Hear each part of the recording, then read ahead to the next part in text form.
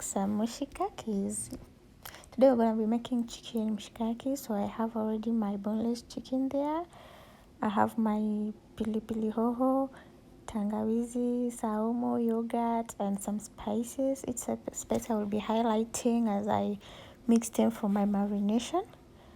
So you can use the spices that you love. You know, some people don't love too much spices, and also some people don't love some spices. So I start with my garlic and ginger. I crush them finely in a blender, as you can see.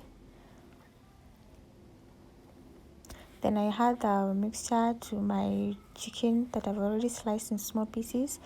I have some yogurt. Then I have my paprika. I'm sorry, here I didn't quote the amount of spices I was going to add here. That's my turmeric, coriander, my tomato paste. Here is my pilipili hoho sliced. I add salt to the other mixture. Then I add some oil. Then I add my sliced into bit smaller wedges of my pilipili hoho. Then I add some soy sauce to the mixture, and then I mix it well. Then after, I have to put it in the fridge for 30 minutes to 1 hour.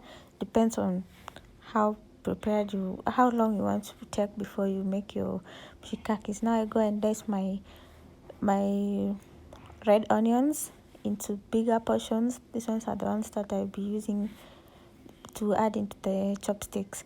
So you can see I already have my chopstick set, my oven set, the grill out. Then I check out the chopsticks, and then I insert my meat and the spices. Then I put it in the oven for about 30 minutes. I bake for the first half 15 minutes, and then after 15 minutes I turn for the other side to cook properly. So here's the final result of it.